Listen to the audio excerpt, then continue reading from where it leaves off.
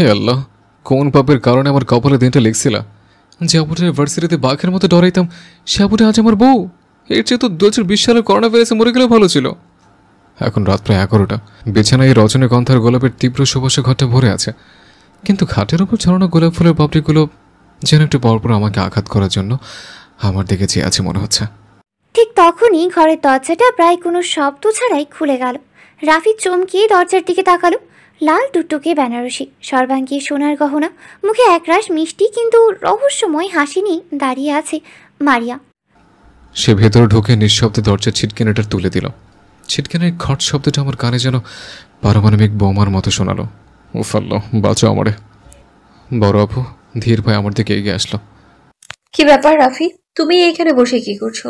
নতুন বউকে বাইরে একা রেখে ঘরে বসে থাকাটা কোনো ভদ্রতা নয়। আপু, আসসালামু আলাইকুম। ওয়ালাইকুম আসসালাম। কিন্তু আপু, সিরিয়াসলি আজকেও আপু? আমি তোমার আপু লাগি? না মানে অভ্যাস তো, তাই। মারিয়া রাফির খুব কাছে এসে তার শার্টের কলারটা ঠিক করে দেওয়ার ভান করে বলে, অভ্যাস তো বদলাতেই হবে জুনিয়র। ভার্সিটিতে না হয় আমি তোমার সিনিয়র আপু ছিলাম, কিন্তু এই ঘরে তো আমি তোমার সিনিয়র বউ, তাই না? জি। আর বউকে তো আপু ডাকতে হয় না, ডাকতে হয় মারিয়া বলে, অথবা এর চেয়েও মিষ্টি কিছু নামে। সেটা অবশ্যই আমি তোমায় পরে শিখিয়ে দিব। আচ্ছা। বিয়েতে তোমাকে আজকে শেরওয়ানিতে দারুণ লেগেছিল, আর এখন শেরওয়ানি খুলে এই শার্ট পরেছো, এতেও অনেক সুন্দর লাগছে। ভার্সিটিতে তো সারাক্ষণ ওই টি শার্ট আর জিন্স পরেই ঘুরতে। আমি তো প্রায় ভুলেই গিয়েছিলাম আমার এই লাজুক জুনিয়রটা দেখতে এত হ্যান্ডসাম। ধন্যবাদ। যাই হোক, মূল কথায় আসি, তুমি সোফায় বসে কি করছিলে? নতুন বিল্ডিং এর ডিজাইন নিয়ে ভাবছিলে নাকি? নাকি ভাবছিলে কিভাবে এই বড় আপুর হাত থেকে পালানো যায়? অবশ্য আর্কিটেক্টদের বুদ্ধি অনেক। না না, আমি তো আমি তো এমনি বসেছিলাম। হয়েছে, আর অভিনয় করতে হবে না। শোনো মিস্টার আর্কিটেক্ট, আজকে রাতের একমাত্র প্রজেক্ট কিন্তু আমি, আর এই প্রজেক্টে কোনো ভুলভাল ডিজাইন করা একদমই চলবে না। মানে? মানে পরে বোঝাচ্ছি, এখন চলো খাটে গিয়ে বসো। কত বছর ধরে যে তোমার জন্য অপেক্ষা করেছি জানো? ছোটবেলা থেকেই তুমি কতটা লাজুক ছিলে, আর যখন ফার্স্ট ইয়ারে তোমায় প্রথম দেখেছিলাম, একটা লাজুক ভীতু ছেলে ছিলে তুমি। শুধু মাঝে মাঝে 4টা বছর তোমার থেকে দূরে ছিলাম আমি পড়াশোনার চাপে। তুমি তো সেই আগের মতোই ছিলে, যে মেয়েদের দেখলেই চোখ নামিয়ে ফেলতে। সেদিনই ঠিক করেছিলাম এই ছেলেকেই চাই আমার। ছোটবেলায়ও চাইতাম, কিন্তু সেরকম ভাবে ভাবিনি। কিন্তু আমি তো কোনোদিনও কিছু। তুমি বলবে তোমার তো সেই সাহসই নেই। আরে আমি তো কত চেষ্টা করেছি তোমার সাথে কথা বলার, নোটস দেওয়ার নাম করে, র্যাগিং থেকে বাঁচানোর নাম করে, কিন্তু তুমি তো আমাকে দেখলেই দৌড়ে পালাতে। তো শেষে তো বাধ্য হয়ে বিয়ের প্রস্তাব পাঠাতে হলো বাড়িতে। তার মানে এই বিয়েটা তোমার প্ল্যান ছিল? প্ল্যান না তো কি, মাস্টার প্ল্যান। তোমাকে পাওয়ার জন্য আমি কত কষ্ট করেছি জানো তুমি? আর আজ যখন তোমাকে পেয়েছি, তখন কি এত সহজে ছেড়ে দেবো ভাবছো? মারিয়া রাফির আরো কাছে ঘেসে এলো। ছোটবেলায় তো তুমি আমার জন্য কত মাটির ঘর খেলনা বানিয়ে দিতে, মনে আছে? হুম। আজ রাতে আমার জন্য একটা নতুন খেলনা তৈরি করতে পারবে না? নতুন খেলা? হ্যাঁ, ভালোবাসার খেলনা। এই কথা বলে মারিয়া আর কোনো সুযোগ দিল না। সে রাফির উপর ঝুঁকে পড়ল। তার খোলা চুলের সুগন্ধ, তার নিঃশ্বাসের উষ্ণতা, সব কিছু মিলে রাফির মাথা ঘুরিয়ে দিচ্ছিল। মারিয়া রাফির শার্টের বোতাম খুলতে খুলতে বলে, এটা এটা তো র্যাকিং এর চেয়েও ভয়ঙ্কর। ভয়ঙ্কর? আচ্ছা, তাহলে তো তোমাকে আজ রাতে ভয়ঙ্কর ভালোবাসাই বাসতে হবে। মারিয়া তার দুষ্টুমি ভরা স্পর্শ আর আগ্রাসী ভালোবাসায় রাফিকে দিশেহারা করে তুলল। সে রাফির প্রতিটি লাজুক বাধা, প্রতিটি দ্বিধাকে তার ভালোবাসার উত্তাপ্তি গলিয়ে দিচ্ছিল। মারিয়া প্লিজ প্লিজ, আমি আমি কোনো কথা নয়, তুমি আমার ছাত্র তাই না? আজ আমি তোমার শিক্ষিকা, আর আজ রাতের লেসন হলো কিভাবে ভালোবাসতে হয়। মনোযোগ দিয়ে শিখবে কিন্তু, কারণ কাল সকালে আমি তোমার পরীক্ষা নেব। আর আর যদি ফেল করি? মারিয়া রাফির কানের কাছে মুখ নিয়ে এসে তার কানের লতিতে আলতো করে চুমু খেয়ে ফিস ফিস করে বলে, ফেল করলে তোমার সারা রাত ধরে আবার পরীক্ষা প্রথম থেকে শিখতে হবে। যতক্ষণ না তুমি পাশ করছো, ততক্ষণ এই ক্লাস শেষ হবে না। আর পাস করলে? মারিয়া তার ঘাড়ি মুখ ডুবিয়ে গভীর কণ্ঠে বলে, পাশ করলে এমন পুরস্কার পাবে যা তুমি কোনোদিন কল্পনাও করতে পারোনি। এমন এক পৃথিবী দেখবে যেখানে শুধু তুমি আর আমি, আর কোনো নিয়ম থাকবে না। আমি আমি পাস করতে চাই। মারিয়া তার ঠোঁট থেকে মাত্র 1 ইঞ্চি দূরে মুখ এনে বলে, তাহলে তো তোমাকে খুব ভালো ছাত্র হতে হবে।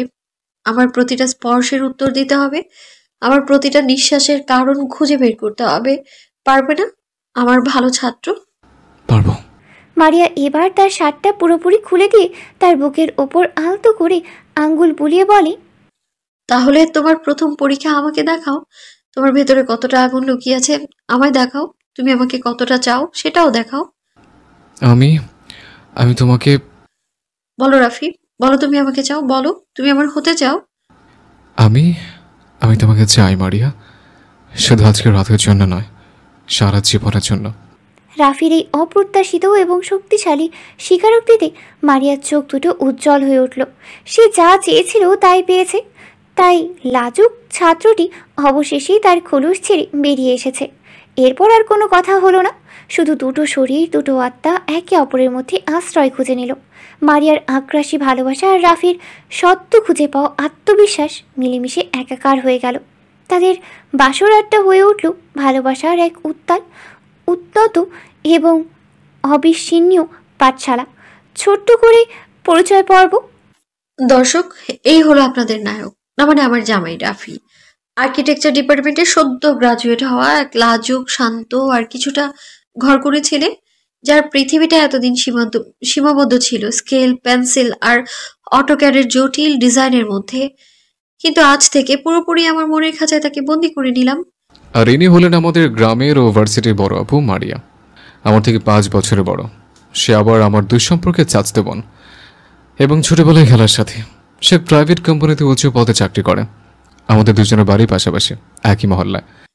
ছোটবেলায় রাফি ছিল আমার সবচেয়ে প্রিয় খেলনা। আমি রাফিকে দিয়ে মাটির ঘর বানাতাম, তাকে জামাই সাজাতাম আর নিজে বউ সেজে তার উপর হুকুম চালাতাম। বড় হওয়ার সাথে সাথে রাফি যখন নিজের শান্ত জগৎ গুটিয়ে গেছে, তখনও আমার চোখে রাফি ছিল আমার সেই ছোটবেলার জামাই, আমার একান্ত নিজের সম্পত্তি। আর তাই ভার্সিটির এক মেয়ের সাথে আমাকে হাসতে দেখে তার সে পুরনো অধিকার বোধ জেগে ওঠে।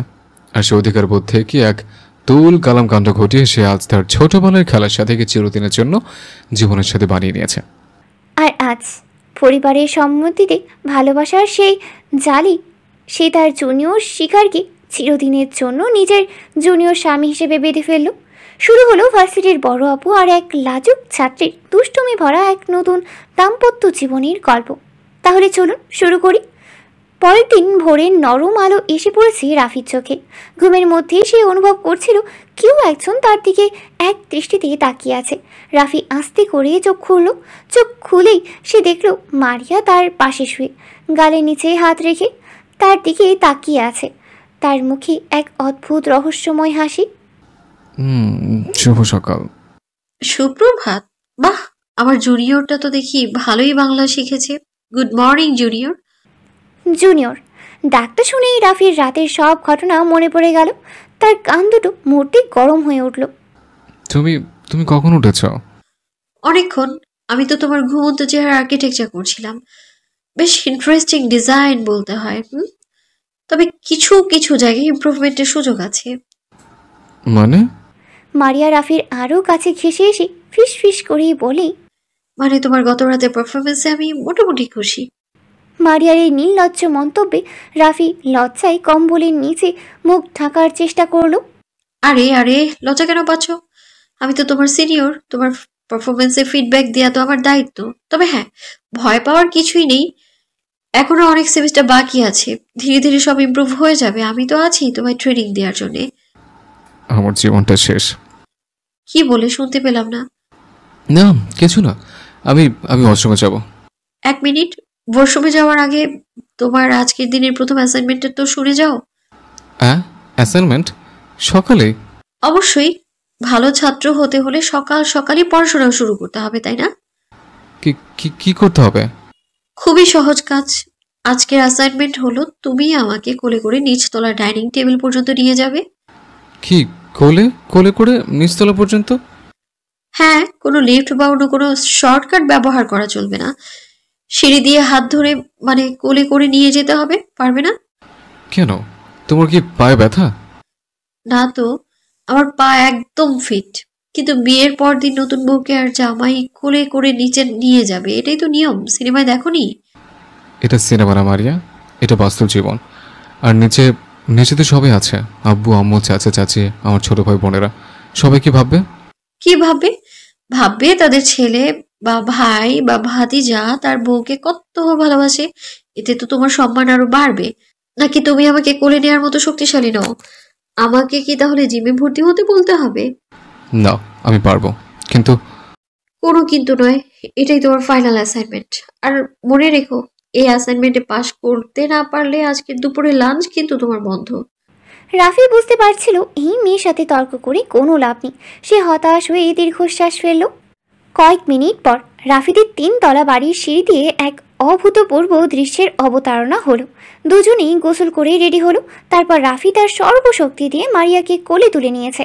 মারিয়া রাফির গলা জড়িয়ে ধরে আছে, আর তার মুখে এক বিজয়ীর হাসি। তারা যখন দোতলার ড্রয়িং রুম পার হচ্ছিল, তখন সোফায় বসে থাকা রাফির ছোট বোন রিমি আর তার চাচাতো ভাই সজীব তাদের দেখে ফেলল। রিমি চোখ বড় বড় করে বলে, ভাইয়া ভাবি তোমরা এটা কি করছো? বাহ, ভাইয়া তো দেখি বিয়ের প্রথম দিনেই জিম শুরু হয়ে গেছে। ভাবি, আপনি কি ভাইয়াকে দিয়ে ওয়েট লিফটিং প্র্যাকটিস করাচ্ছেন নাকি? হুম, তো ভাইটা বড্ড দুর্বল, তাই ভাবলাম সকাল সকাল একটু ওয়ার্ম আপ করিয়ে নিই। রাফি লজ্জায় অপমানে লাল হয়ে গিয়েছিল। সে কোনোমতে সিঁড়ি দিয়ে নামছিল। নিচতলার ড্রয়িং টেবিল, পরিবারের সবাই তখন নাস্তার টেবিলে। রাফির চাচা চাচি দাদা দাদি সবাই উপস্থিত। রাফি যখন মারিয়াকে কোলে করে ডাইনিং হলের দরজায় এসে দাঁড়ালো, তখন সবার কথাবার্তা মুহূর্তের জন্যই থেমে গেল। পুরো ঘরেই নেমে এলো পিনপতন নীরবতা। রাফির চাচা কাশতে কাশতে বলে, এসব কি রাফি? তুই তুই কি পরে গেছিলি নাকি? না চাচা, আমি আরে না চাচা, আপনাদের ছেলে তো আমায় সারপ্রাইজ দিচ্ছিল। বিয়ের পর দিন বউকে নাকি এভাবেই কোলে করে আনতে হয়। কি যে রোমান্টিক, তাই না? মারিয়ার এই সাবলীর অভিনয়ে সবাই মুগ্ধ এবং আমোদিত হলো। রাফির দাদি বললেন, হ্যাঁ, আমার নাতিটার মানে কত ভালোবাসা। বেঁচে থাকো দাদু ভাই। রাফি কোনো মতেই মারিয়াকে ডাইনিং টেবিলের পাশের চেয়ারটায় নামিয়ে দিল। তার নিঃশ্বাস তখন ভারী হয়ে গেছে, কপাল বেয়ে ঘাম পড়ছে। সে নিজের চেয়ারে বসতে যাবে, ঠিক তখনই শোনো, আবার কি? অ্যাসাইনমেন্ট কিন্তু এখনো শেষ হয়নি। মানে? মারিয়া সবার অলক্ষ্যে টেবিলের নিচ দিয়ে রাফির পাটা নিজের পা দিয়ে চেপে ধরে বলে, এখন সবার সামনে তুমি আমাকে নিজের হাতে খাইয়ে দেবে। এটাও অ্যাসাইনমেন্টের অংশ। না পারলে লাঞ্চ কিন্তু সত্যি সত্যি বন্ধ। রাফি হতাশ চোখে তার এই দুষ্টু মিষ্টি সিনিয়র বউয়ের দিকে তাকালো। সে বুঝতে পারছিল তার জীবনের প্রতিটি দিন প্রতিটি মুহূর্ত এখন থেকে এমন সব অ্যাসাইনমেন্ট এই পূর্ণ হতে চলেছে। সেই খাইতে দেওয়া ঘটনার পর কেটে গেছে আরও কয়েকটা দিন। রাফিদের যৌথ পরিবারের সবাই এখন মারিয়ার এই মিষ্টি দুষ্টু শাসনটাকে বেশ উপভোগ করতে শুরু করেছে, শুধু রাফি ছাড়া। রাফিদের রান্নাঘরে তখন মহাযজ্ঞ চলছে। রাফির মা আফরোজা বেগম আর তার চাচি মিলে সকালে নাস্তা বানাচ্ছেন। ভাবি, মাছটা একটু দেখে রেখো তো, আমি দেখি রাফির বাবার আবার প্রেশারের ওষুধটা খেলো কিনা। ঠিক তখনই রান্নাঘরের দরজা ঘেঁষে দাঁড়ালো মারিয়া। তার পরনে একটা সাধারণ সুতির শাড়ি, চুলগুলো পরিপাটি করেই বাঁধা। তাকে দেখিয়ে মনে হচ্ছে সে যেন এই বাড়িরই একজন হয়ে উঠেছে। আসসালামু আলাইকুম আম্মা। চাচি কেমন আছেন? ওয়ালাইকুম আসসালাম মা, এসো এসো। এত সকালে উঠে পড়েছো কেন? সকাল কোথায় আম্মা, 9টা তো বেজেই গেছে। আর আমি থাকতে আপনারা কেন কষ্ট করবেন? আরে মা, এটা তো আমাদের রোজকার কাজ। তুমি নতুন বউ, তুই এবং রেস্ট নাও। না আম্মা, আপনি এতদিন অনেক কষ্ট করেছেন, এই সংসারটা একা হাতে সামলেছেন। এখন থেকে রান্নাঘরটা আমার প্রজেক্ট। প্রজেক্ট? রান্নাঘর আবার প্রজেক্ট হয় নাকি? কেন হবে না? একটা সুন্দর রান্নাঘর হলো একটা সুখী সংসারের আর্ট। আর আমি তো আমার নতুন প্রজেক্টের চিফ আর্কিটেক্ট, তাই না? মারিয়ার এই মিষ্টি কথায় আফরোজা আর তার চাচি দুজনেই মুক্ত হয়ে গেলেন। তারা রান্নাঘরের দায়িত্ব নতুন বউয়ের হাতে ছেড়ে দিয়ে নিশ্চিন্তও হলেন। মারিয়া কোমরে আঁচল গুজে রান্না শুরু করলো। সে তার শাশুড়ির কাছ থেকে জেনে নিয়েছে কার কী পছন্দ, কে কী খেতে ভালোবাসে। সে যখন পেঁয়াজ কাটতে বসলো, তখন ঘটল বিপত্তি। উফ, কি ঝাঁজ এই পেঁয়াজ, চোখে তো কিছুই দেখতে পাচ্ছি না। ঠিক সেই মুহূর্তে রাফি তার নিজের রুমে যাওয়ার জন্য রান্নাঘরের সামনে দিয়ে যাচ্ছিল। ওই আর্কিটেক্ট, আমাকে আমাকে ডাকছো? তো কি আমি তোমার বাবাকে ডাকবো? এদিকে এসো। কি কি হচ্ছে? দেখো তো কি হয়েছে আমার চোখে। পেঁয়াজ কাটতে গিয়ে আমার চোখ দিয়ে শুধু পানি ঝরছে। তোমার কি একটু মায়া লাগছে না? পেঁয়াজ কাটলে তো চোখ দিয়ে পানি বের হবে, এতে মায়া লাগার কি আছে? তার মানে তোমার বউ তোমার জন্য রান্না করতে গিয়ে কাঁদবে, তাতে তোমার কিছুই মনে হবে না? তোমার কি আমাকে কাঁদতে ভালো লাগবে? আমি আমি তোমাকে কাঁদালাম কখন? এই যে কাঁদাচ্ছ, তুমি যদি এখনো দাঁড়িয়ে না থেকে আমাকে পেঁয়াজগুলো কেটে দিতে, তাহলে কি আমার চোখে পানি আসতো? আর আসতো না তো। আমি আমি পেঁয়াজ কাটবো? আমি তো কোনোদিন। আজ কাটবে, জামাই হিসেবে এটা তোমার দায়িত্ব। নাকি তুমি চাও আমি অন্ধ হয়ে যাই? আমি অন্ধ হয়ে গেলে তোমাকে আর দেখবো কি করে? আর তোমাকে না দেখতে পেলে আমি বাঁচবো কি করে? মারিয়ার এই ভয়ঙ্কর ইমোশনাল ব্ল্যাকমেলের সামনে রাফি আর কিছুই বলার ছিল না। সে অনিচ্ছা সত্ত্বেও জীবনের প্রথমবারের মতো বটি নিয়ে পেঁয়াজ কাটতে বসলো। ঠিক সেই মুহূর্তে রাফির ছোট বোন রিমি রান্নাঘরে ঢুকলো পানি খেতে। ভিতরের দৃশ্য দেখে তার চোখ ছানা পড়া হয়ে গেল। আম্মু, আব্বু, চাচা চাচি, তাড়াতাড়ি এসো, একটা মিরাক্কেল দেখে যাও। রিমির চিৎকারে বাড়ির সবাই দৌড়ে রান্নাঘরে এলো। তারা এসে দেখলো তাদের আদরে রাজপুত্র, যে ছেলে কোনোদিন একটা প্লেটও ধুয়ে রাখেনি, সে মাটিতে বসে পেঁয়াজ কাটছে আর চোখ দিয়ে পানি ফেলছে। আর তার পাশে দাঁড়িয়ে কোমরে হাত দিয়ে সুপারভাইজার এর মতো করেই সুপারভাইজিং করছে তাদের নতুন বৌমা মারিয়া। রাফির বাবা ইকবাল সাহেব গম্ভীর মুখ করে বললেন, রাকিব, তুই তুই এটা কি করছিস? আব্বু দেখো, ও আমাকে দিয়ে। আব্বা, ও তো আমাকে রান্নায় হেল্প করছে। জামাই বউ মিলেমিশে কাজ করলে নাকি সংসারে ভালোবাসা বাড়ে, তাই না? মারিয়ার এই মিষ্টি উত্তরে সবাই চুপ হয়ে গেল, কিন্তু তাদের মুখ দেখে বোঝা যাচ্ছিল তারা হাসি চাপার আপ্রাণ চেষ্টা করছে। আমার যে ছেলে কোনোদিন এক গ্লাস পানি ঢেলে খায়নি, সে আজ বইয়ের জন্য পেঁয়াজ কাটছে। একেই বলে বড় অপুর শাসন। ঠিকই বলছো ভাবি, আমাদের মারিয়া মা তো দেখছি বাঘকে বিড়াল বানিয়ে ছেড়েছে। পরিবারের সবাই এই হাসাহাসি আর টিপকানিতে রাফির কান দুটো অপমানে লজ্জায় গরম হয়ে গেল। সে রাগী চোখে মারিয়ার দিকে তাকালো। কি রাগ করছো? আজ দুপুরে কিন্তু তোমার ফেভারিট চিংড়ির মালাইকারি রান্না করছি। এখন ভালো ছেলের মতো পেঁয়াজগুলো কাটবে নাকি রাতের বেলা? মারিয়ার এই মিষ্টি হুমকিতে রাফির সব রাগ পানি হয়ে গেল। সে চুপচাপ আবার পেঁয়াজ কাটায় মন দিল। রাফির রান্নাঘরে এই প্রজেক্ট এর মাধ্যমে মারিয়া শুধু রাফিকেই নয়, পুরো পরিবারকে বুঝিয়ে দিল এই সংসারের নতুন নকশা এখন তারই হাতে। দুপুরবেলা ডাইনিং টেবিলে চিংড়ির মালাইকারির মন মাতানো গন্ধে পুরো বাড়িটা ভরে গেছে। পরিবারের সবাই ডাইনিং টেবিলে বসে আছে দুপুরের খাবারের জন্য। সবার মধ্যমণি হয়ে বসে আছে রাফি। তার সামনে গরম ভাতের ওপর ধোঁয়া ওঠা চিংড়ির মালাইকারি তুলে দিচ্ছে মারিয়া। নাও খেয়ে দেখো তো কেমন হয়েছে। আমার পেঁয়াজ কাটা জামাইয়ের জন্য স্পেশাল করে রান্না করেছি। পেঁয়াজ কাটা শব্দটা শুনি রাফির ছোট বোন রিমি আর চাচাতো ভাই সজীব মুখ টিপে হাসতে লাগলো। সবার সামনে আবার মনে করে দেওয়ার কোনো দরকার ছিল না? না বলছি, দেখতে তো দারুণ লাগছে। রাফি এক লোকমা মুখে দিয়ে চমকে গেল। কিরে রাফি, কেমন হয়েছে বাবা? অসাধারণ আব্বু, আমি তো ভাবতেও পারিনি। ও মানে মারিয়া এত ভালো রান্না করতে পারো? পারবে না মানে? আমার বৌমা বলে কথা, ও তো ছোটবেলা থেকেই সব কাজে পাকা।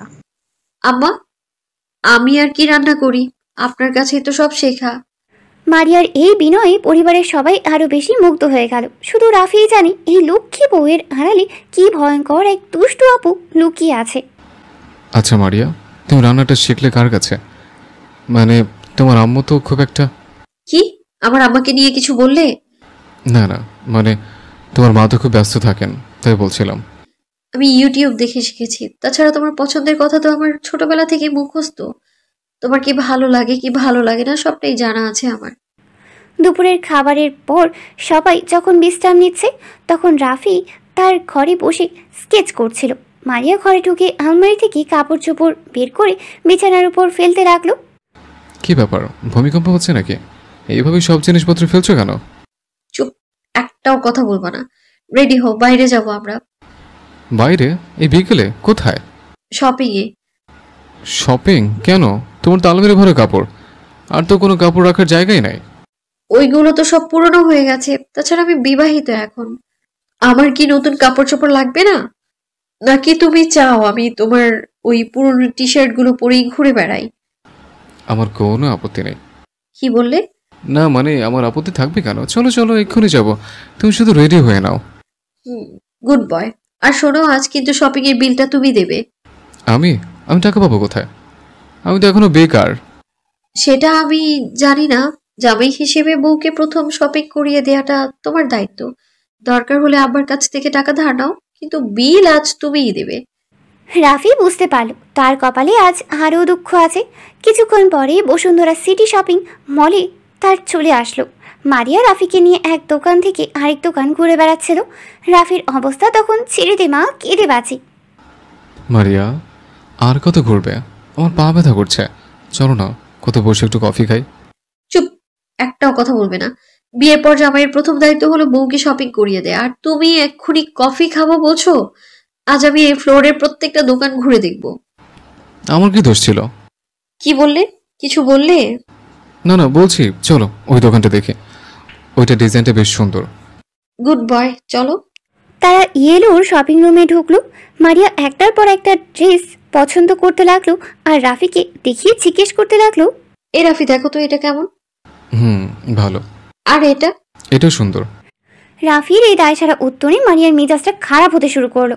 সে এবার একটা কালো রঙের কিছুটা বোল্ড ডিজাইনের ড্রেস হাতে নিয়ে ট্রায়াল রুমে ঢুকলো। কয়েক মিনিট পর সে ট্রায়াল রুম থেকে বেরিয়ে এসে রাফির সামনে দাঁড়ালো। বলো তো এটাতে আমার কেমন লাগছে? রাফি ফোনের স্ক্রিন থেকে চোখ তুলে মারিয়ার দিকে তাকালো। কালো ড্রেসটাতে মারিয়াকে অসাধারণ লাগছিল। রাফি এক মুহূর্তের জন্য যেন কথাই হারিয়ে ফেলল। কি হলো, মুখে কি কুলু পেটেছো? সুন্দর করে গুছিয়ে প্রশংসা করতে হবে। তুমি না একজন আর্কিটেক্ট? তোমার তো রুচিবোধ, সৌন্দর্যবোধের বর্ণনা দেওয়ার ক্ষমতা, সবই ভালো হওয়ার কথা। ভালো ভালো লাগছে।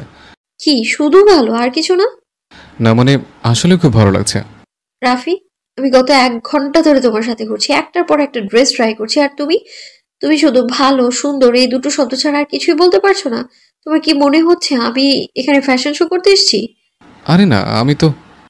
থাক, আর কিছুই বলতে হবে না। আমি বুঝে গিয়েছি যে আমার জন্য তোমার কোনো ফিলিংস নেই।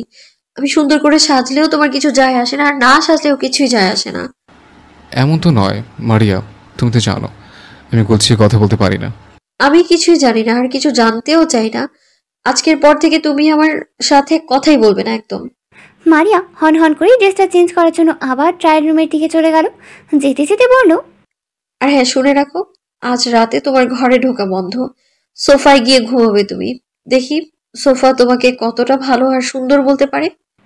সোফায় ঘুমানোর হুকুমটা ছিল পারমাণবিক বোমার মতো। রাফি জানতো মারিয়া যা বলে তাই করে।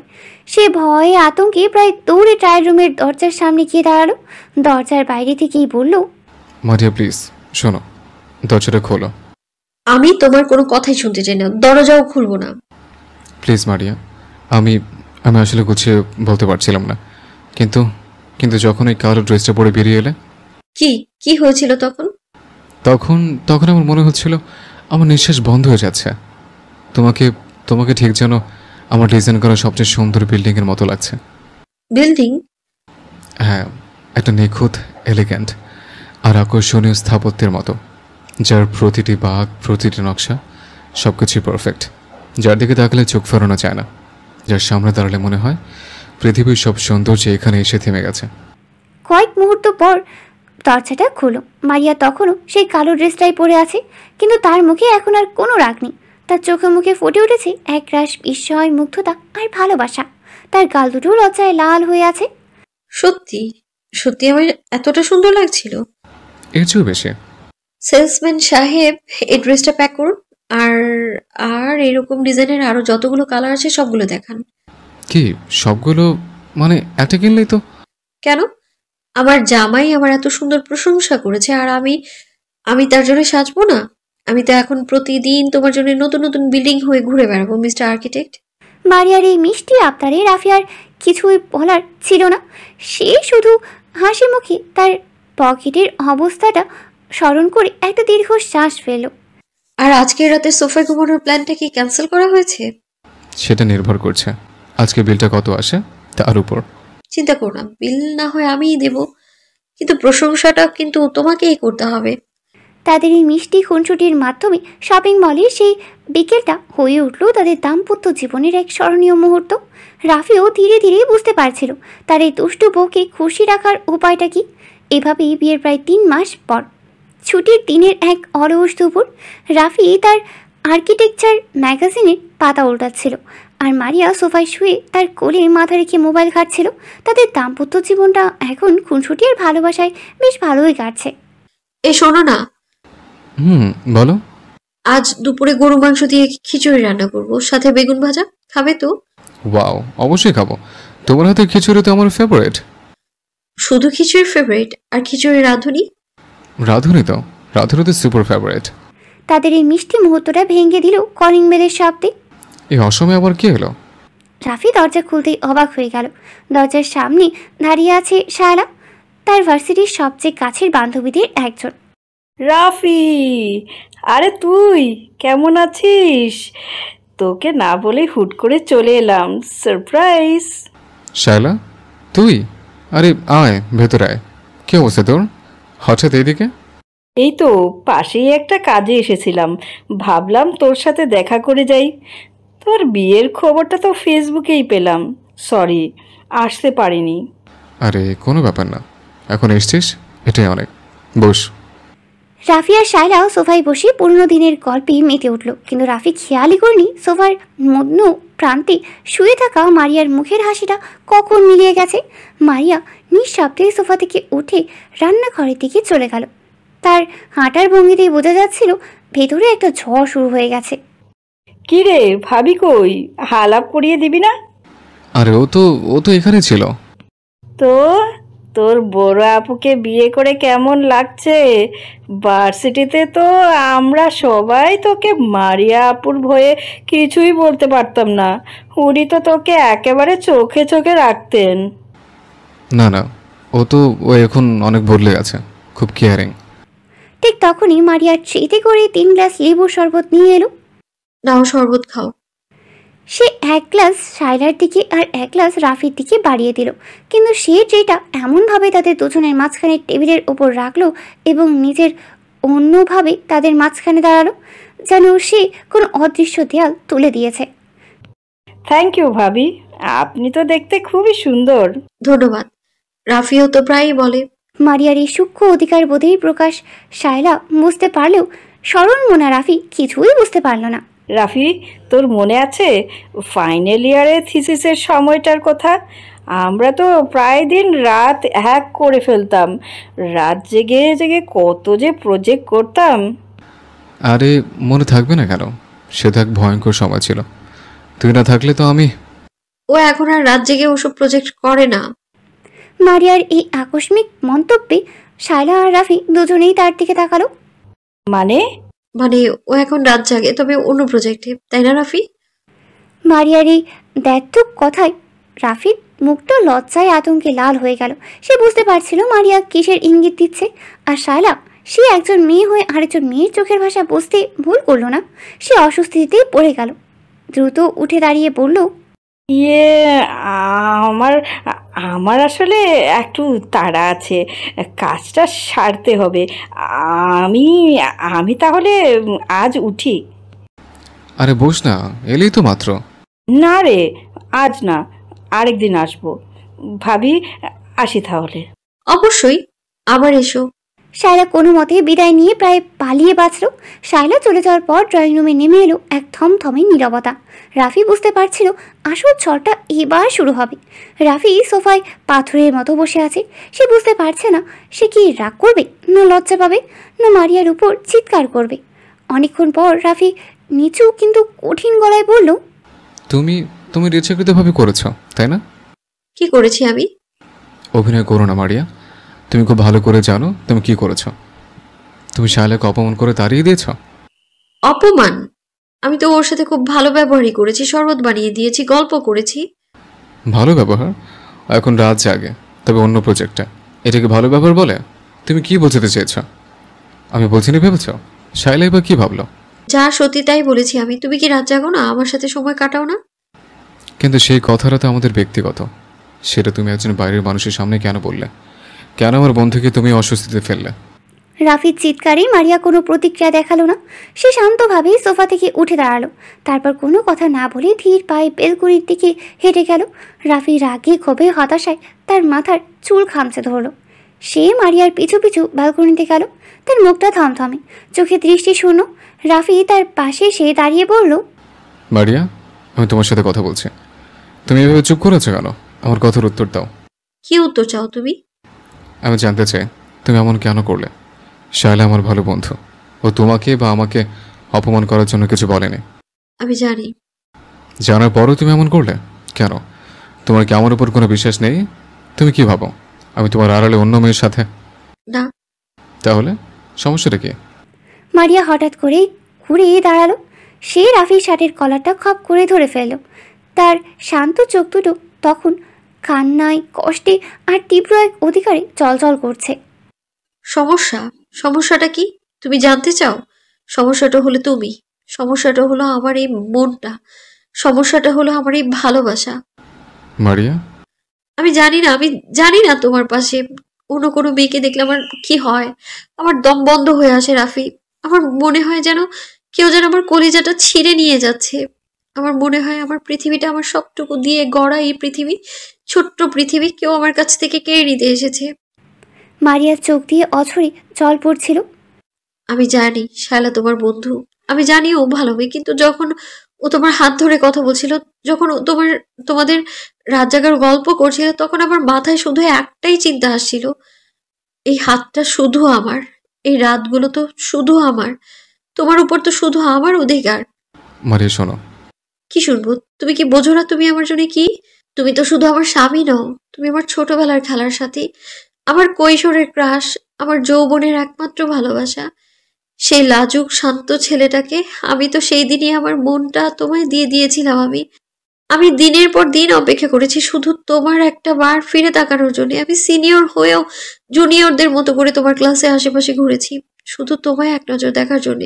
আমি কত রাত না ঘুমিয়ে কাটিয়েছি শুধু এটা ভেবে যে কিভাবে তোমাকে আমার মনের কথাটা বলবো। শেষে যখন দেখলাম তুমি অন্য মেয়ের দিকে ঝুঁকছো, তখন আমি পাগল হয়ে গিয়েছিলাম, আমি ভয় পেয়ে গিয়েছিলাম। আমি তোমাকে হারানোর ভয়ে তোমার বাবাকে, আমার বাবাকে, সবাইকে এক করে জোর করে তোমায় বিয়ে করেছি, কারণ আমি জানতাম তোমায় ছাড়া আমি বাঁচবো না। মারিয়া কান্নায় ভেঙে পড়ে রাফির বুকে মাথা রাখলো। আমি জানি আমার ভালোবাসাটা স্বাভাবিক নয়, আমি তোমার শাসন করি, তোমার উপর জোর খাটাই, কারণ আমি ভালোবাসা প্রকাশ করতে শিখিনি রাফি, আমি শুধু অধিকার করতে শিখেছি। আমি শুধু জানি তুমি আমার, শুধুই আমার ছোটবেলার সেই রাফি, আমার জামাই, আমার সবটুকু। মারিয়ার এই কান্নায় ভেজা প্রতিটি শব্দ তার ভালোবাসার এই তীব্র কাঁচা প্রকাশ। রাফির সব রাগ, সব অভিমানকে ধুয়ে মুছে নিয়ে গেল। সে বুঝতে পারল তার এই দুষ্ট বউটা তাকে হারানোর ভয় কতটা কাতর, কতটা অসহায়। সে দুই হাতে মারিয়াকে আরও শক্ত করে নিজের সাথে জড়িয়ে ধরল। মারিয়ার মাথায় হাত বোলাতে বোলাতে নরম গলায় বলল, আমি তো কোথাও যাচ্ছি না মারিয়া, আমি তো তোমারই আছে। সত্যি? রাফি মারিয়ার চোখে জল মুছে দিয়ে বলি, সত্যি। তোমার জুনিয়র জামাইটা তার সিনিয়র বউকে ছেড়ে কোথাও যাবে না, কথা দিলাম। রাফি আলতো করে মারিয়ার কপালে চুমু খেল। সময় আজ বিয়ের প্রায় 10 মাস পর। ঢাকার বনানীর এক আধুনিক আর্কিটেকচার ফার্ম ডিজাইনার স্কোয়ার। রাফির জীবনে এখন অনেক পরিবর্তন এসেছে। সে তার ফাইনাল ইয়ার শেষ করে ইন্টার্ন হিসেবে এই ফার্মে যোগ দিয়েছে। তার কাজে মুগ্ধ হয়ে বস তাকে একটি বড় প্রজেক্টের ডিজাইন করার সুযোগ দিয়েছে। রাত প্রায় 9টা। স্টুডিওতে পুরো অফিস প্রায় খালি, শুধু ডিজাইন সেকশনের কয়েকটা টেবিলে আলো জ্বলছে। রাফি তার কম্পিউটারের স্ক্রিনে গভীর মনোযোগ দিয়ে তাকিয়ে আছে। তার সামনে ছড়িয়ে ছিটিয়ে আছে ব্লু প্রিন্ট, স্কেল আর কফির মগ। রাফির কলিগ ইমরান বলে, কিরে রাফি, আজকেও বাড়ি যাবি না? তোর না নতুন বিয়ে হয়েছে, ভাবি কিছু বলবে না? আর বলিস না ভাই, সকালে বাসা থেকে বের হওয়ার সময় এমনভাবে তাকায় যেন আমি কোনো যুদ্ধে যাচ্ছে। রাতে ফিরে শুরু হয় জেরা, কোথায় ছিলা, কী করছো, কার সাথে ছিলা। কি বলিস? তোর তো বউ দেখি সারাক্ষণ সিআইডি, কিন্তু ভাবি তোকে ভালোবাসে, এটাও তো সত্যি? ভালোবাসে নাকি শাসন করে সেটা তো এখনো বুঝে উঠতে পারলাম না। এ দেখ, এর মধ্যে 10 বার ফোন দিয়ে ফেলেছে। রাফি তার ফোনটা বের করে দেখল। স্ক্রিনে মাই সিনিয়র ডেভিল নামে সেভ করার নাম্বার থেকে 10টা মিসড কল। সিনিয়র ডেভিল, নামটা কিন্তু পারফেক্ট দিয়েছিস। যা ভাই ফোনটা ধর, নাহলে আজ রাতে তোর কপালে নির্ঘাত সবাই লেখা আছে। আজ সোফাও জুটবে কিনা সন্দেহ। থাক, আর কিছুক্ষণ কাজটা এগিয়ে নেই, তারপর একবারে বাসায় গিয়ে যা হওয়ার হবে। আরও প্রায় 1 ঘন্টা পর রাফি আর ইমরান যখন কাজ প্রায় শেষ করে ওঠার কথা ভাবছি, ঠিক তখনই অফিসের কাচের দরজা ঠেলে ভিতর প্রবেশ করলো এক ঝড়। মারিয়া, তার পরনে একটা সুন্দর কুর্তি, কিন্তু চোখে মুখে রাজ্যে বিরক্তি আর রাগ। সে হন করে হেঁটে এসে সোজা রাফির ডেস্কের সামনেই দাঁড়ালো। পুরো সেকশনের বাকি যে 2জন কলিগ ছিল তারা সবাই অবাক হয়ে এই অপ্রত্যাশিত অতিথির দিকে তাকিয়ে আছে। কি ব্যাপার মিস্টার রাফি আহমেদ? মারিয়া, তুমি এখানে কেন? আমি এখানে আসতে পারি না?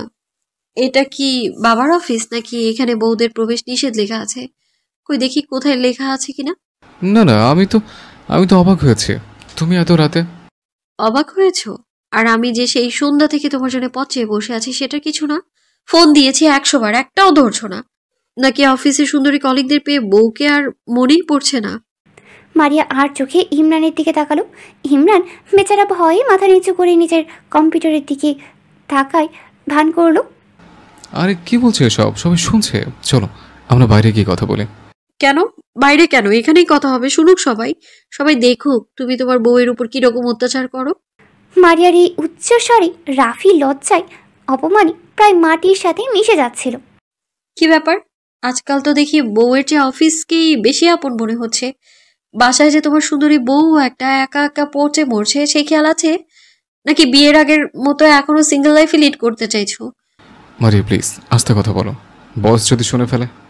শুনুক, আমি তোমার বসের সাথেই কথা বলতে চাই। কোন আক্কেলে সে আমার নতুন জামাইকে দিয়ে এত রাত পর্যন্ত কাজ করে? তার নিজের কি বউ বাচ্চা নেই? রাফি ভাবলো আজ তার চাকরিটা নির্ঘাত যাবে। সে তার জীবনের সবচেয়ে বড় ভুলটা করেই ফেলেছে এই মেয়েকে বিয়ে করে। কিন্তু সবাইকে অবাক করে দিয়ে রাফি এবার আর লজ্জা পেল না, সে ভয়ও পেল না। সে হঠাৎ করে খিলখিল করে হেসে উঠল। তার এই অপ্রত্যাশিত হাসিতে মারিয়া নিজেই থমকে গেল। সেই ভেবেছিল রাফি হয়তো রেগে যাবে বা ভয় পাবে, কিন্তু হাসবে এটা সে কল্পনাও করেনি। কি হলো, হাসছো কেন? তোমার কথা কি, আমার কথা কি তোমার কাছে কৌতুকের মতো মনে হচ্ছে?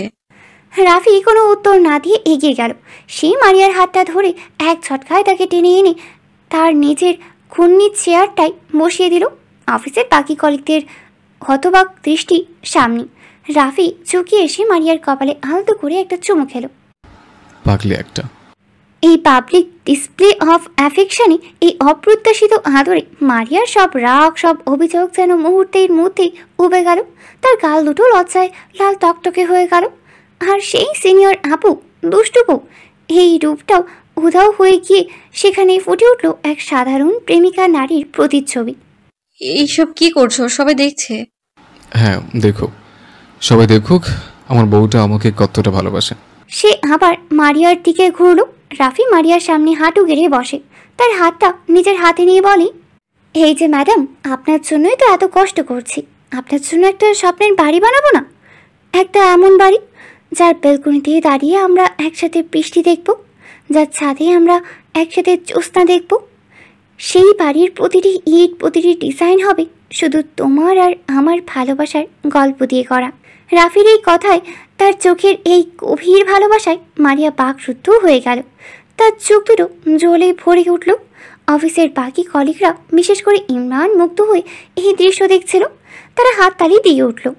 ওয়াও রাফি, তুই তো দেখি শুধু বিল্ডিং না, ভালোবাসার তাজমহলও বানাতে পারিস। আম্মু, ইমরান আমার বেস্ট ফ্রেন্ড, আর আমরা তো শুধু একটু কফি খেতে গিয়েছিলাম। সবার এই প্রশংসায় আর রাফির ভালোবাসায় মারিয়া লজ্জায় আনন্দে মুখ ঢাকল। যে বউটা এসেছিল তার জামাইকে শাসন করতে, সেই বউটাই আজ তার জামাইয়ের ভালোবাসায় পুরোপুরি শাসিত হয়ে গেল।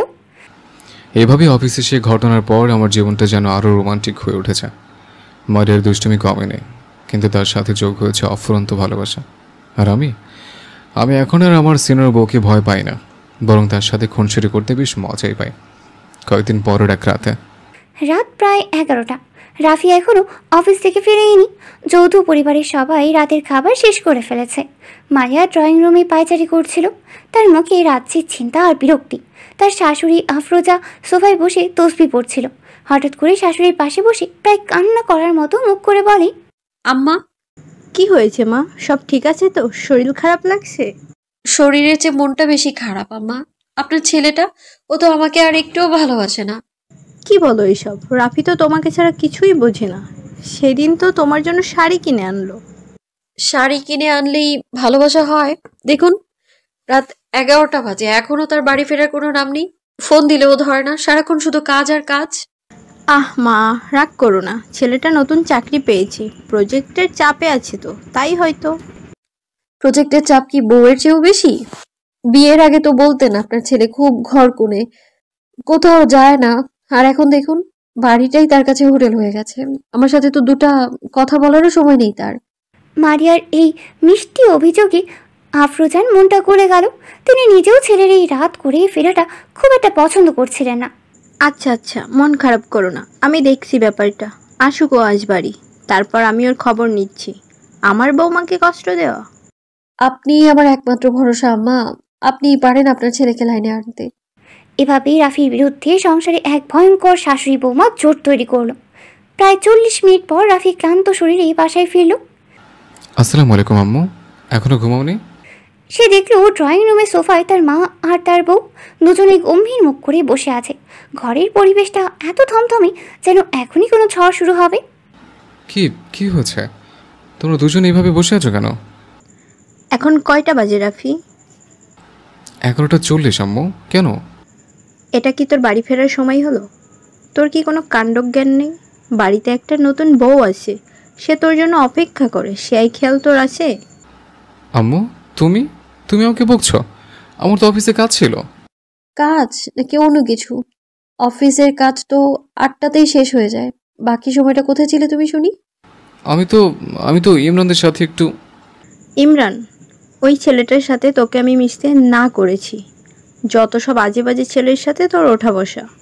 আম্মু, ইমরান আমার বেস্ট ফ্রেন্ড, আর আমরা তো শুধু একটু কফি খেতে গিয়েছিলাম। ও তাই? কফি?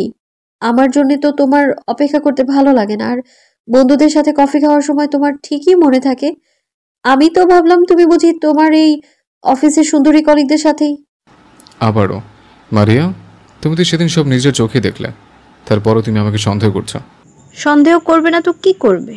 তুই কাজই তো করিস সন্দেহ করার মতো।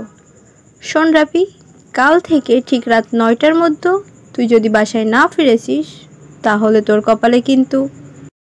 তাহলে কিন্তু আমার ওনার ঘরে ঢোকারই দরকার নেই, উনি ওনার ওই অফিসেই থেকে যাবেন। মা আর বউয়ের এই যৌথ আক্রমণে রাফির অবস্থা তখন শ্যাম রাখি না কুল রাখি। রাফি তার নিজের 2 কান ধরে বলে, ওকে ওকে বাবা, আমি মাফ চাইছি, আমার ভুল হয়ে গেছে। আমি আর কোনোদিনও দেরি করবো না, কথা দিচ্ছি। মনে থাকে যেন। শুধু কথায় চিড়ে ভেজবে না, তোমাকে এর জন্য শাস্তি পেতে হবে। আচ্ছা বলো, কি শাস্তি? রাফি ভাবল আজ রাতেও হয়তো তার সোফায় ঘুমাতে হবে, কিন্তু না, সে দেখলো তার মা আর বউ দুজনেই মুখ টিপে হাসছে। সে বুঝতে পারলো এটা রাগারাগি নয়, এটা ছিল তাকে শায়েস্তা করার জন্য এক পরিকল্পিত নাটক। রাফিও এবার হাসলো, সে তার ভুলটা বুঝতে পেরেছে। আচ্ছা, আমার 2 সিনিয়র বসের জন্য কি আমি কিছু আনতে পারি, আমাদের মনটা একটু ঠান্ডা করার জন্য? কি আনবি? রাফি তার পিঠের ব্যাগ থেকে 2টো বড় আইসক্রিমের বক্স বের করলো। আম্মু, তোমার জন্য আমার ফেভারিট ভ্যানিলা, আর আমার সিনিয়র ম্যাডামের জন্য বেলজিয়ান চকলেট, আর এই যে এটা রেমিকে দিও। আইসক্রিম দেখে মা আর বউ দুজনেই মন গলে গেল। তাদের সব রাগ, সব অভিযোগ মুহূর্তের মধ্যেই উবে গেল। মারিয়া আইসক্রিমের বক্সটা নিতে নিতে আদুরে গলায় বলল, আচ্ছা যাও, এবারের মতো মাফ করে দিলাম, কিন্তু পরের বার দেরি হলে শুধু আইসক্রিমে কাজ হবে না কিন্তু। আচ্ছা বাবা, হবে না। যা যা, এখন দুজনে ঘরে যা। আর শোন রাফি, আমার বৌমাকে আর কষ্ট দিবি না। রাফি তার এই শাশুড়ি বৌমা চোটের হাত থেকে বাঁচার জন্য যে বুদ্ধিটা বের করেছিল সেটা দারুণভাবে কাজে লেগে গেল। সে মারিয়ার হাতটা ধরে তাদের ঘরের দিকে যেতে যেতে বলল, তাহলে আজকে রাতের শাস্তিটা কি মাফ? শাস্তি তো তোমাকে পেতেই হবে মিস্টার আর্কিটেক্ট, তবে সেটা অন্যরকম শাস্তি, পারফরমেন্স দিয়ে। মারিয়ার এই দুষ্টু ইশারায় রাফি হেসে ফেলল। সে বুঝতে পারলো তার জীবনটা খুনসুটি আর ভালোবাসায় এভাবেই ভরে থাকবে, আর রাতের পারফরমেন্স দিয়ে তাকে ঠান্ডা করতে হবে। রাফি রুমে ঢুকে দেখল তাদের টেবিলে একটা প্লেট যাতে খাবার সাজানো। তুমি তুমি এখনো খাওনি? তোমাকে ছাড়া কি আমি খেতে পারি? যাও তাড়াতাড়ি ফ্রেশ হয়ে আসো, আমি খাবার গরম করে আনছি। রাফি কিছু বলার সুযোগই পেল না। মারিয়ার এই অপ্রত্যাশিত নরম ব্যবহারে সে মুগ্ধ হয়ে গেল। সে যখন ওয়াশরুম থেকে বের হলো তখন দেখলো মারিয়া বিছানার ওপর খাবার নিয়ে বসে আছে। আম্মু, তারা সবাই খেয়েছে? আমি মানা করেছি অপেক্ষা করতে, তোমার ফিরতে দেরি হবে আমি জানতাম। মারিয়া খাবারের প্লেটটা হাতে তুলে নিল। আরে কি করছো? প্লেটটা আমাকে দাও, আমি খেয়ে নিচ্ছি। চুপ, একটাও কথা বলবে না। সারাদিন অফিসে খেটে এসছো, এখন আর একটু কষ্ট করতে হবে না। মারিয়া তার নিজের হাতে ভাতের সাথে তরকারি মেখে ছোট ছোট লোকমা বানিয়ে রাফির মুখের সামনে তুলে ধরলো। নাও, হা করো। মারিয়া, কি করছো? আমি তো বাচ্চা ছেলে না। তুমি আমার কাছে সারা জীবনই বাচ্চা ছেলে থাকবে। ভালো ছেলের মতো মুখটা খোলো বলছি, নইলে কিন্তু। নইলে? নইলে তুমি আমাকে মেরে পথে ফেলবে, তাই তো? না, নইলে এই খাবারটা আমি খাবো আর তুমি সারা রাত না খেয়ে ঘুমোবে। রাফি আর কোনো কথা না বাড়িয়ে শিশুর মতো মুখ খুলল। মারিয়া তাকে পরম যত্নে খাইয়ে দিতে লাগলো। খাওয়া শেষ হলে মারিয়া প্লেটটা রেখে এসে রাফির পাশে বসলো। সে আলতো করে রাফির মাথায় হাত বুলিয়ে দিতে লাগলো। খুব কষ্ট হয় তাই না? রাফি মারিয়ার কোলে মাথা রেখে বলে, একটুও না। যখন মনে হয় দিনের শেষে ঘরে ফেরার পর আমার জন্য কেমনভাবে অপেক্ষা করে আছে, তখন সব কষ্ট দূর হয়ে যায়। মারিয়া রাফির কপালে চুমু খেয়ে বলে, মা, আমি সব সময় এভাবেই তোমার জন্য অপেক্ষা করবো রাফি, সারা জীবন। এই গভীর রোম্যান্টিক এবং যত্নশীল মুহূর্তটির তাদের পরের পরিকল্পনার জন্য একটি সুন্দর প্রেক্ষাপট তৈরি করে দিল। কিছুক্ষণ পর রাফি আর অফিসের কাজ নিয়ে ল্যাপটপে ব্যস্ত, আর মারিয়া সেই বিছানায় বসে একটা নোটপ্যাড আর পেন্সিল নিয়ে খুব গভীরভাবে কিছু একটা আঁকিবুকি করছে।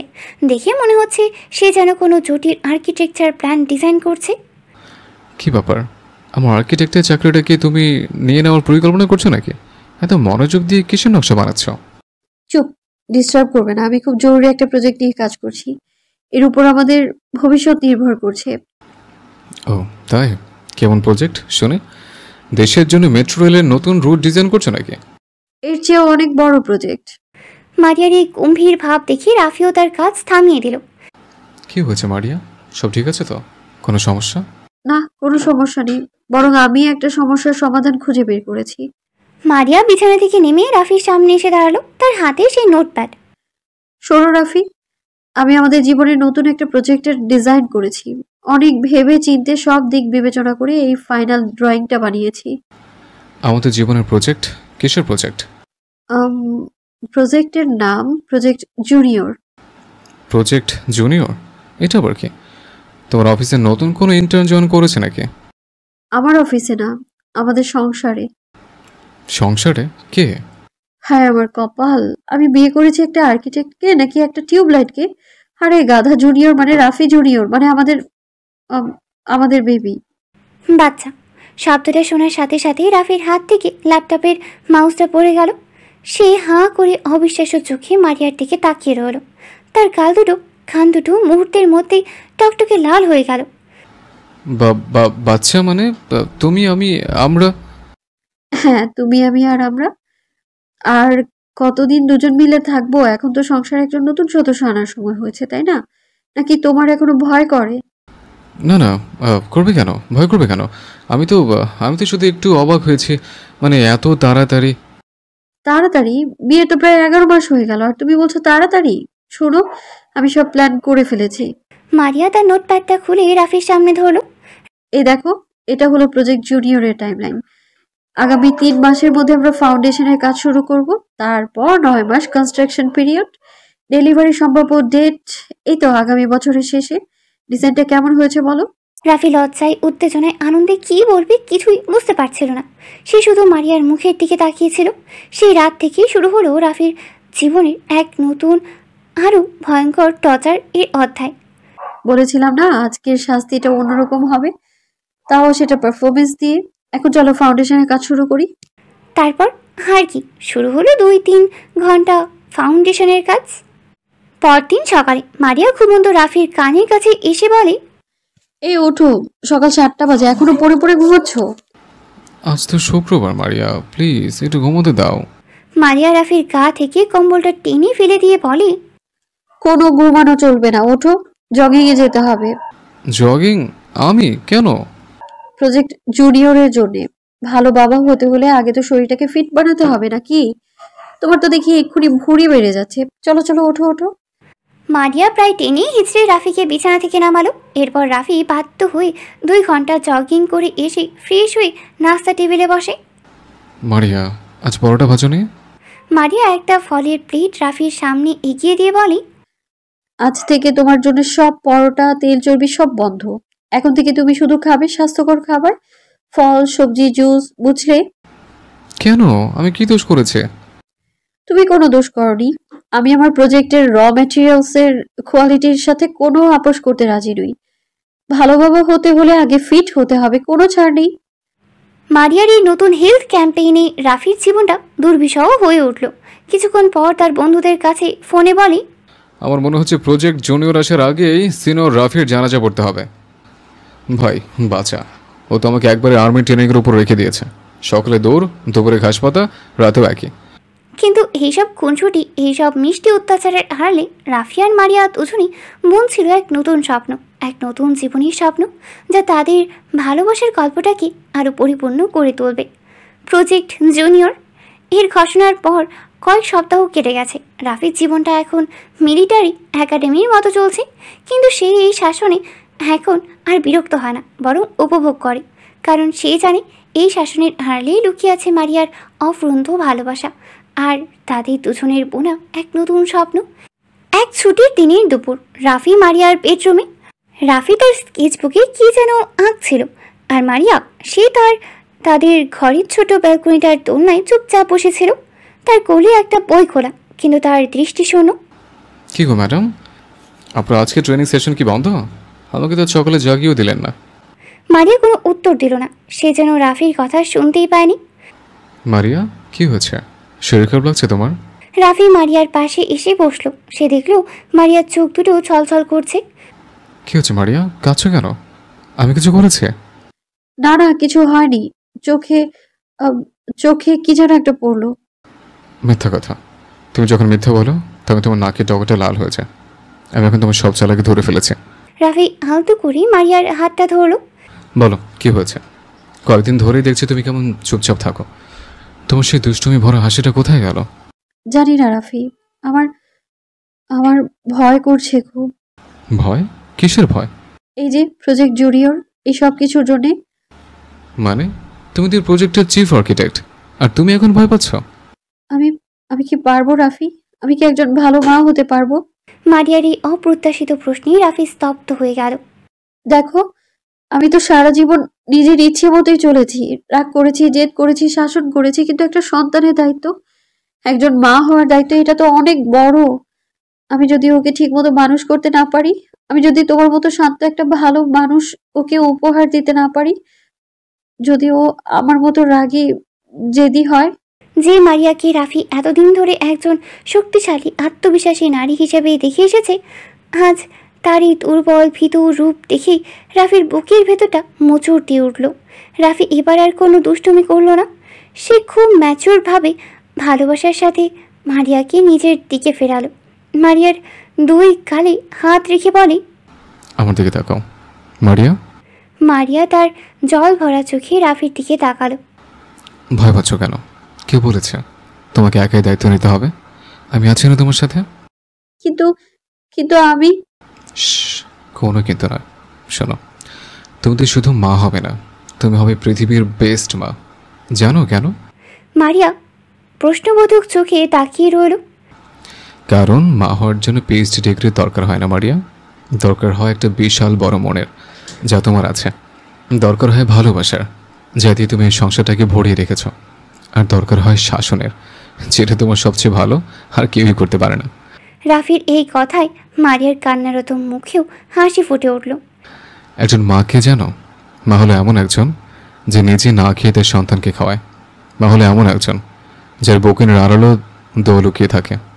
মা হলো এমন একটা ছাদ যার নিচে আশ্রয় নিলে পৃথিবীর কোনো ঝড়ই আর ভয় দেখাতে পারে না। আর তুমি তুমি তো সব কিছু। তুমি ভালোবাসতে জানো, শাসন করতে জানো, তুমি কেয়ার করতে জানো, আবার অধিকার খাটাতেও জানো। আমাদের সন্তানের চেয়ে বেশি আর কী লাগবে বলো? সে তো পৃথিবীর সবচেয়ে ভাগ্যবান সন্তান হবে যে তোমার মতো একজন মা পাবে। রাফির এই ভরসায়, তার চোখের এই গভীর বিশ্বাসে মারিয়ার সব ভয়, সব দ্বিধা যেন ধুয়ে মুছে গেল।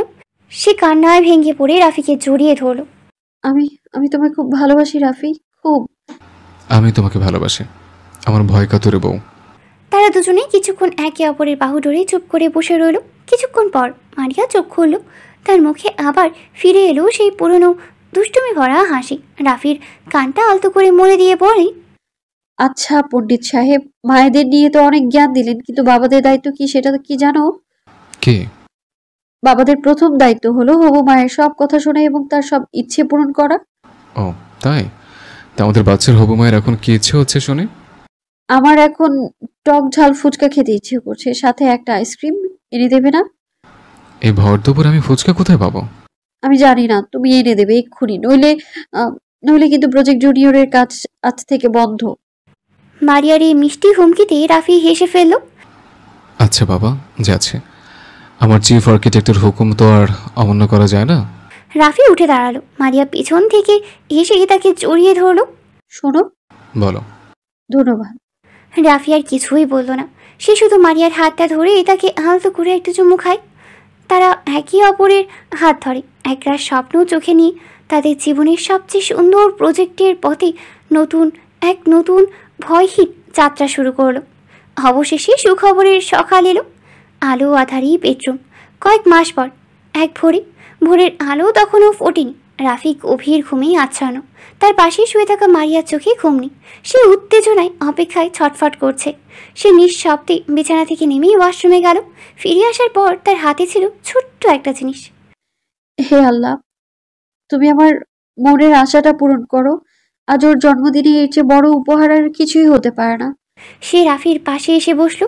তারপর তার সেই পুরনো দুষ্টুমি ভরা ভঙ্গিতে রাফির কানের কাছে মুখ নিয়ে এসে ফিস ফিস করে বলল, এই আর্কিটেক্ট, ওঠো, ভূমিকম্প হচ্ছে। হতে দাও। আমার ডিজাইন করা বাড়িতে ভূমিকম্প কিছুই করতে পারবে না। মারিয়ার এবার রাফির কানটা আলতো করে মলে দিয়ে বলল, ওঠো বলছি, তোমার বাড়িতে নয়, আমার পেটের ভেতর ভূমিকম্প হচ্ছে, ওঠো তাড়াতাড়ি। রাফি ধরপড়িয়ে উঠে বসলো। কি হয়েছে? পেট ব্যথা করছে? ডাক্তার ডাকবো? আমার ডাক্তার তো আমার সামনেই বসে আছে, আগে চোখটা তো খোলো ভালো করে। রাফির চোখ কুচলে ভালো করে তাকালো। সে দেখলো মারিয়ার হাতে সুন্দর করে র্যাপিং পেপারে মোড়ানো একটা ছোট্ট বক্স। এটা কি? হ্যাপি বার্থডে আমার জুনিয়র জামাই।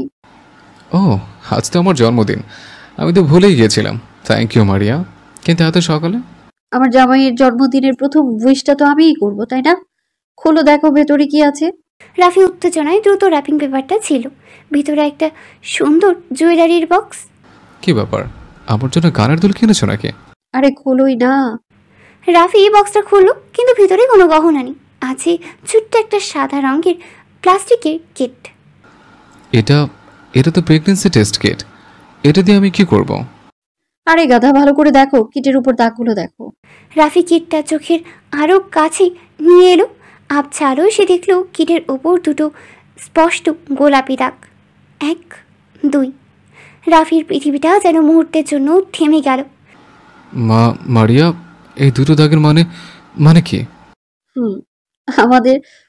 আমাদের প্রজেক্ট জুনিয়রের ফাউন্ডেশনের কাজ সফলভাবে সম্পন্ন হয়েছে মিস্টার আর্কিটেক্ট।